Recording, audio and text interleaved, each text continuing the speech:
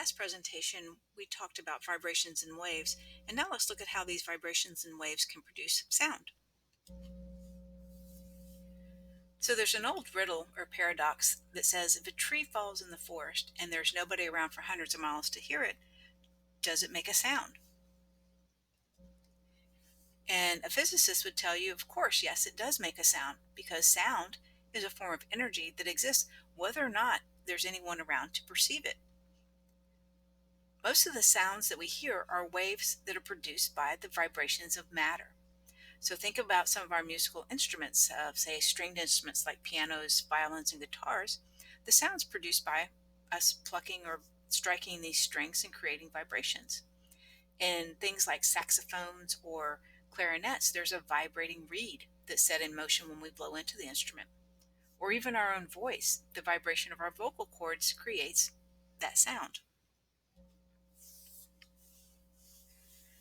These original vibrations, in most of these cases, are then stimulate the vibration of something a little bit more larger or massive. So think of when we uh, strike our guitar strings, that creates a vibration also in the sounding board of that instrument. Same thing with pianos and violins. When we blow into a saxophone or clarinet, we make that reed vibrate, which then stimulates the vibration of the air column inside the instrument. Or when a singer is singing and their vocal cords vibrate, then that sets up a vibration in the air in their throat and mouth. And then this larger vibration sends a disturbance through the surrounding medium, which is usually air in this case, in the form of sound waves, which are longitudinal waves. Under ordinary conditions, the frequency of that vibrating source that creates the sound and the sound waves are the same. And we call this frequency of sound when we hear it pitch. And this is kind of subjective, but we can look at the either the increased frequency of a sound will cause a higher pitch or a higher note in music. A slower frequency will produce a lower sound or pitch.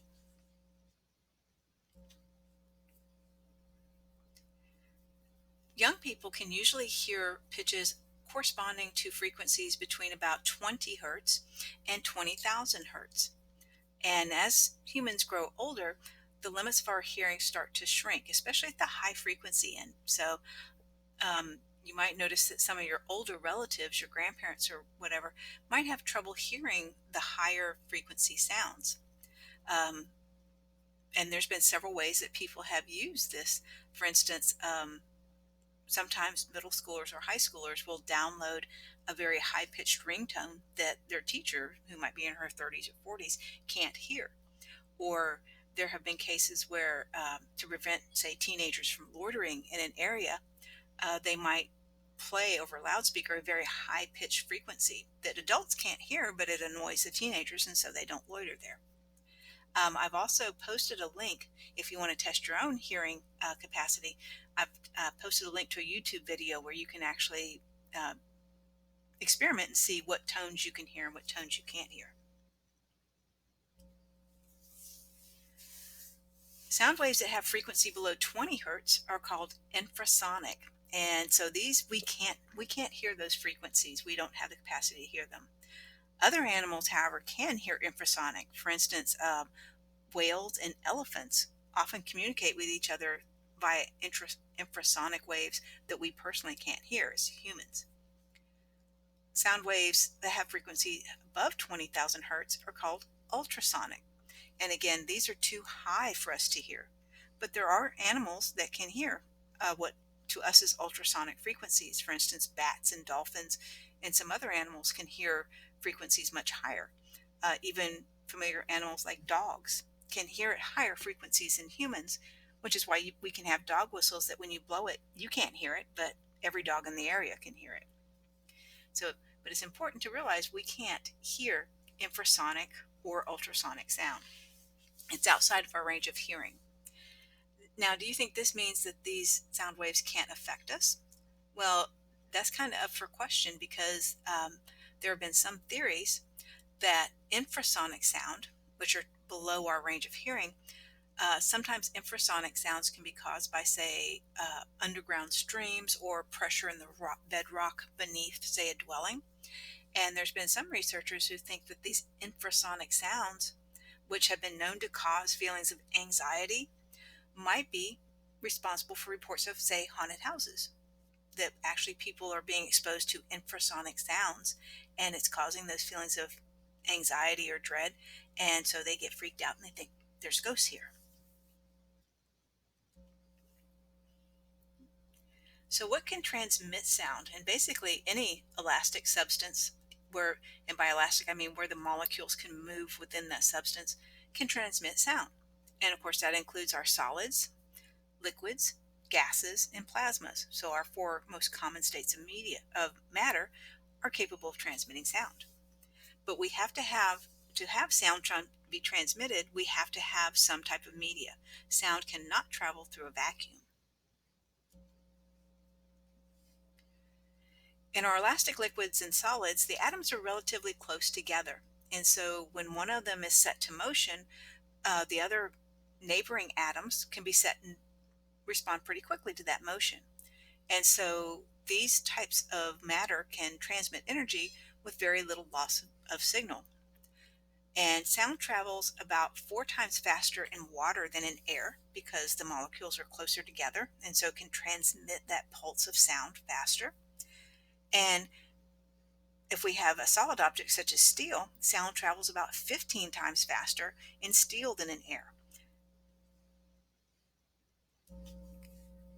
So you might think, okay, well, so I can just think that the denser a material is, the better it conducts sound. And not 100%, because we also have to consider the material's ability to be compressed and its elasticity.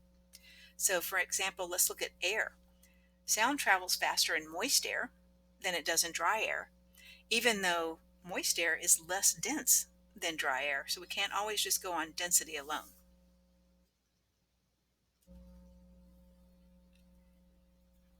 So let's try to visualize how sound actually moves in air.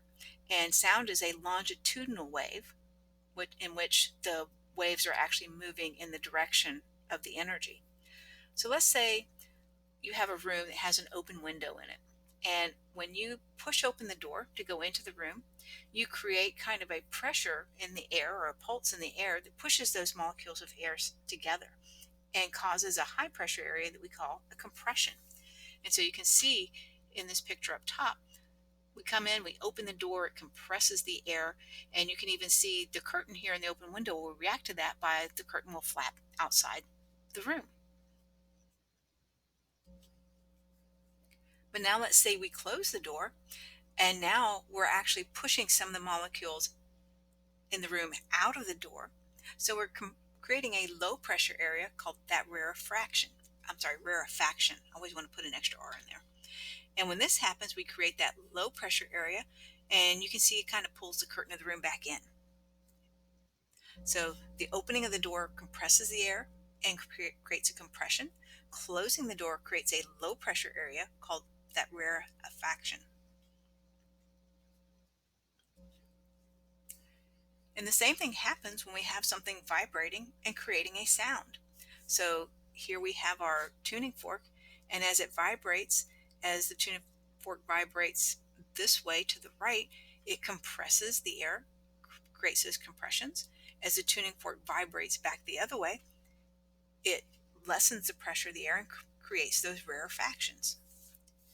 And if we wanted to calculate the wavelength of a sound wave, we could look at the distance between the successive compressions, or we could calculate the distance between the successive rarefactions. Just like with a sine wave, we can, as long as we are picking the identical point in two waves, we can use that to calculate the wavelength. So let's look at how, say, sound comes from, say, the speakers in your car or from your stereo. Inside your speakers, if you've ever taken a speaker apart, you see there's a little paper cone. And as it receives electrical signals from the uh, actual radio or stereo, it vibrates. And as that little paper cone vibrates, it sets air molecules into motion, into vibration, and produces those compressions and rarefactions traveling through the air. And then when these sound waves reach your ears, they also set your eardrums into vibration, and then it goes through the little bones and into the um, cochlea, and then you hear it as sound.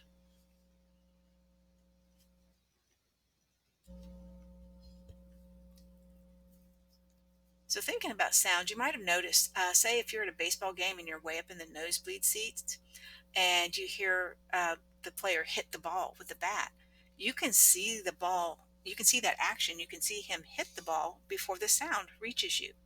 Or if you've seen a hunter shooting a gun from far away, you can actually see the gun go off before you hear the report of the gunshot. So, and this is because sound takes considerably more time to cover distance than light does. So we can see something happen from far away much quicker than we can hear it happening. The speed of sound in air depends on a lot of things, whether it's windy, the temperature, and also the humidity of the air. But let's look at dry air for the moment.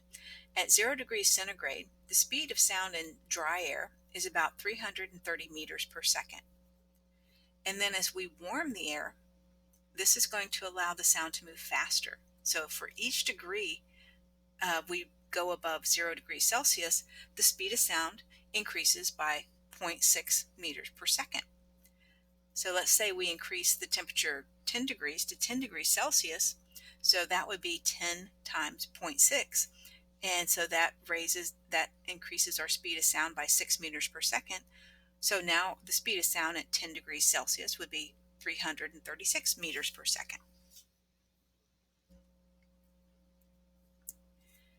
And again, as we said before, moist air transmits sound faster.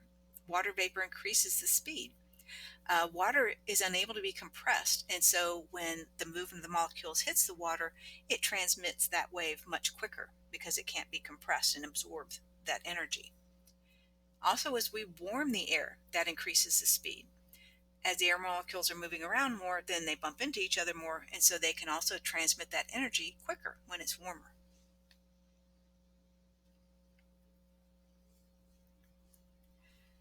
And sometimes when we have a sound, it's going to at some point encounter a surface. And sound, when it encounters a surface, usually bounces off. And we can call this kind of bounce back, especially if the sound goes right back to where it came from. We call it an echo. So if you stand at the mouth of a cave or in a canyon and you shout hello, and then the sound waves from your voice can go into the canyon and bounce back, and you can hear yourself saying hello back to you. So that's an echo. And then sometimes the sound is bouncing off of multiple surfaces. So we got multiple reflections. And so the sounds at this point can actually persist after the source has stopped because the sound waves are still bouncing off of all these different surfaces. And if we can still hear the sound after the source has stopped, we call that a reverberation.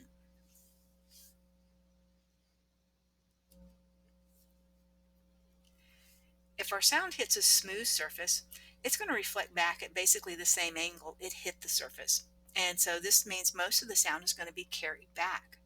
So if from a smooth surface, most of the sound is reflected back, and it's going to sound full and rich. And this is why you sound good when you're singing in the shower, because the smooth walls of the shower reflect most of the vibrations of your voice back to you. So it sounds nice and full, and you sound like you have a great voice in the shower.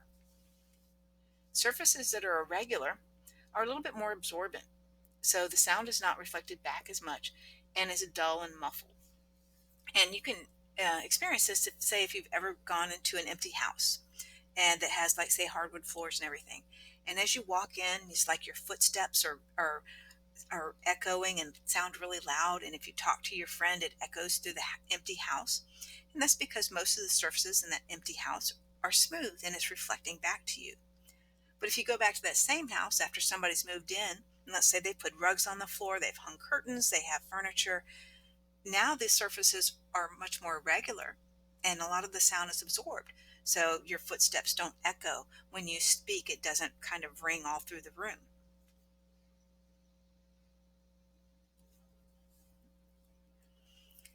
Acoustics is the study of sound, and when they're, say, building a concert hall, they try to build a concert hall that aims for a balance between reverberation, keeping those sound waves going, and absorption, so that the sound that's created is not kind of overwhelmed by all these echoes. So, a lot of times when you go to a concert hall, you'll see these reflectors, like you can see here in the picture, that help to direct the sound. So, when the sound comes off the stage, it'll bounce off of these and go to the audience. Um, if you go to somewhere to hear a concert, say in a club or a stadium that's not built for sound, specifically for sound, a lot of times you can walk around and you can find dead spots where you can barely hear the band. And that's because we've got those areas where the sound waves are bouncing off and they're not going in that particular nook or cranny. Or you might find places where there's a lot of reverberation and echoing and you can barely make out the different instruments. So there's a knack to building a concert hall so that you can actually hear the music very well.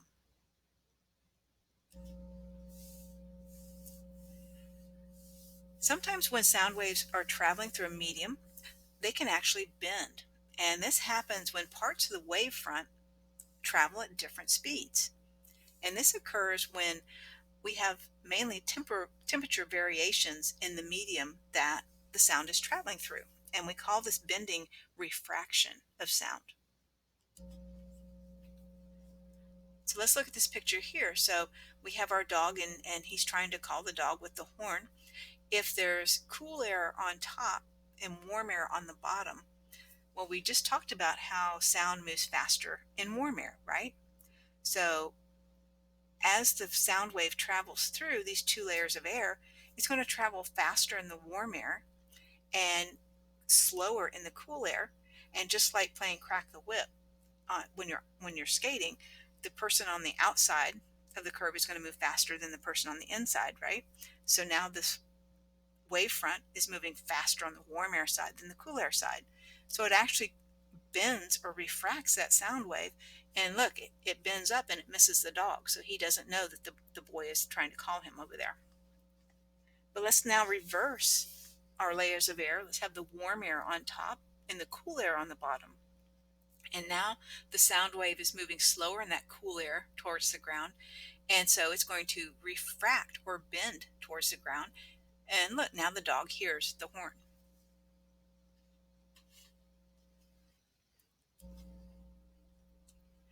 This refraction can also happen underwater. The speed of sound is going to vary with the temperature, and especially in very deep lakes or the ocean, there are lots and lots of different temperature variations as you go up and down in the water column. And so devices like submarines can literally hide from sonar in these blind spots that are created by these different temperature layers in the water. So let's look at our picture here. We have the ship using sonar on the surface of the water, and it sends out sound waves. And as these sound waves bounce off of, say, the school of fish here or the bottom, then the ship can uh, receive those uh, echoes or those reflected sound waves and tell, oh, there's a school of fish here, so maybe we should drop our net. But you can see where the temperature changes in the thermocline that it causes the sound waves to refract or bend. And so there's no echo coming from, say, this submarine that's hiding here in the shadow zone.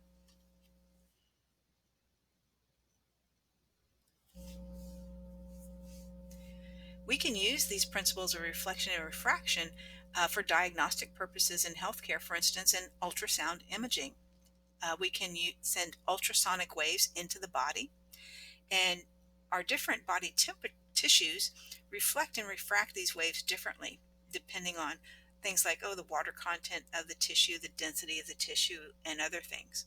So these reflected and refracted sound waves are picked up by a transducer.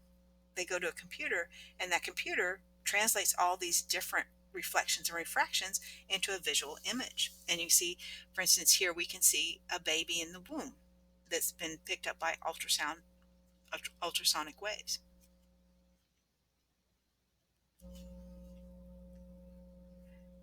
Ultrasound can also be used for other purposes, such as in construction and engineering and industry, ultrasound can be used to detect metal fatigue in, say, a bridge or a building, or a flaw in some type of building material. And also in the natural world, um, we have several animals, as we said before, can use ultrasound. Like our dolphins can use ultrasound to find their prey and sense their environment. And bats, who usually are active in the dark, can use ultrasound to locate the bugs or other prey that they want to eat.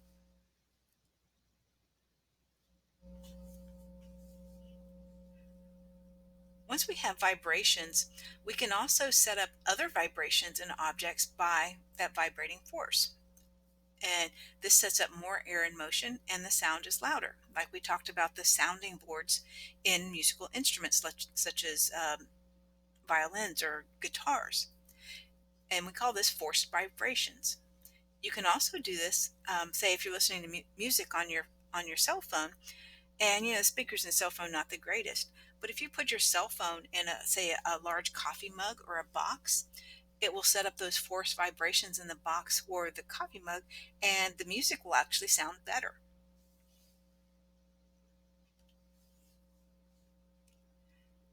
All objects have also what's called a natural frequency, and any object that has an elastic material, which is most solids, liquids, or gases, will vibrate when something disturbs it.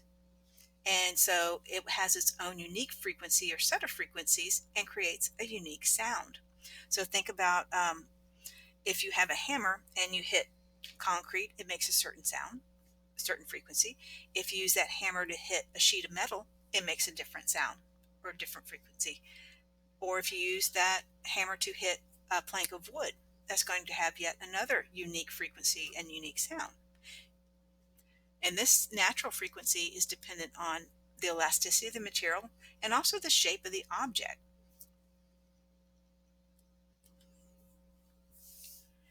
Sometimes the frequency of our force vibrations equals the natural frequency of our object. And this can cause a really dramatic increase in amplitude when the natural frequency that something likes to vibrate in is met by the same frequency of force vibrations. And this can occur when successive impulses are applied to this object that are in rhythm with that natural frequency of that object. So think about little kids on a swing. Um, and you might remember back when you were a kid on a swing, if you kind of pump your body in time with the swing, if you're in time with the swing, you produce a large amplitude and you start swinging even more, right? But if you time your pumps against the swing, then you'll actually notice you're not swinging as far. Or even something as simple as soldiers marching in step. So as soldiers march in step, left, right, they set up a frequency. And if that frequency matches, say, a bridge they're marching over, it can cause an amplitude of vibrations in that bridge that can cause the bridge to collapse. And this actually happened in Manchester, England in 1831. So a lot of times in the military, if you're marching, soldiers are taught to break step when they go across a bridge so that they don't set up those frequencies and cause that damage. We can also have resonance generated by natural phenomena such as wind. This is pictures here of a bridge called the Tacoma Narrows Bridge that was built in Washington State. And there's strong winds that come um, down this river gorge. And these strong winds have a frequency. And unfortunately, the frequency was the same as the natural frequency of the metal that this bridge was constructed of. And so after the bridge was completed, um, this resonance set up when the winds blew at a certain speed, and the bridge was actually fell apart from the strong vibrations. I actually have a YouTube video link of the collapse of this bridge on Moodle if you wanted to go and look at that.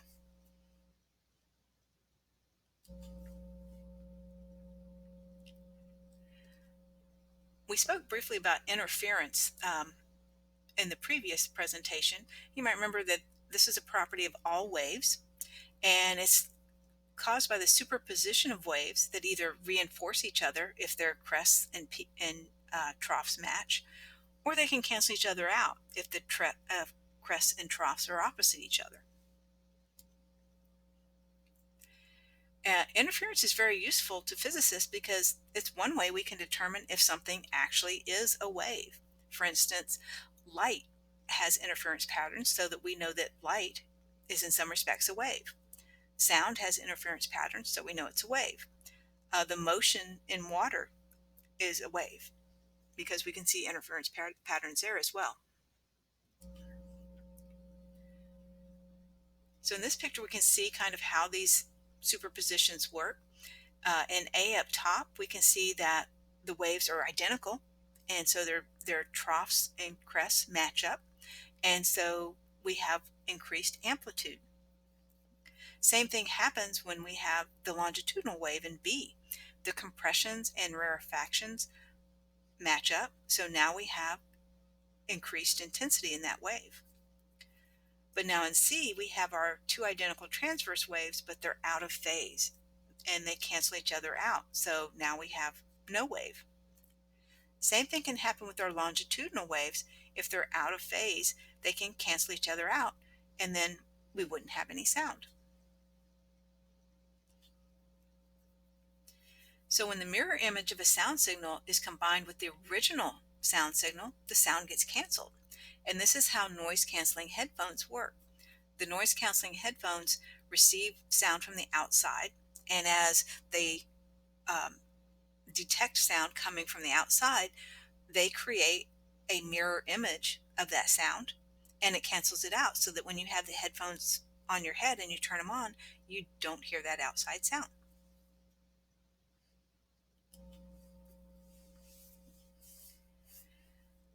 We can also, when we have two different waves, have something called beats. And now this is not the beats that we talk about in music, like 1, 2, 3, 4. This is basically periodic variations in the loudness of a sound. And this is due to interference again. And beats can occur with any kind of wave, not just sounds, but also light waves as well.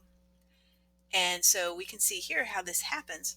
We have our two tuning forks here, and we have our areas of compression and rarefaction from our top tuning fork, and then areas of compression and rarefaction from our bottom tuning fork. And you can see when the areas of compression match up, it's constructive interference, so the wave is amplified. When the rarefactions and compressions are out of step, then that's destructive, and that the sound would cancel it out. And then we have constructive again and destructive, etc. So if we hit these two tuning forks, well, first off, if you just hit one tuning fork, you'd hear an even tone, wee, whatever frequency that tuning fork was. If we hit the two tuning forks, we would kind of hear a wee, wee, wee, because as it was constructive, we would hear it louder, and as it was destructive, we would hear the sound go away.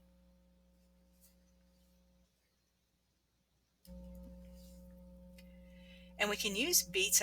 I did say that this is not the same beats as when we're talking about, say, rhythms in music, 1, 2, 3, 4, or 4, 4, 8, or whatever.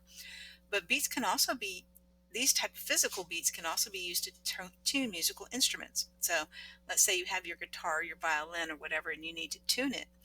A lot of times you can have a tuner, which is either a little electrical device that has a frequency that corresponds to a various pitch, or it might even be a set of tuning forks that are at certain pitches. So what you would have to do is you would have, say, the tuner play C, or have your C tuning fork and hit it, okay, and you would hear that tone, and then you would play the corresponding note on your guitar or your violin or whatever, and you would adjust the string until you no longer heard beats. And when the beats disappear, the frequencies, whatever note you had chosen on your electric tuner or whatever tuning fork you had struck, when the beats disappear, the frequencies would be identical.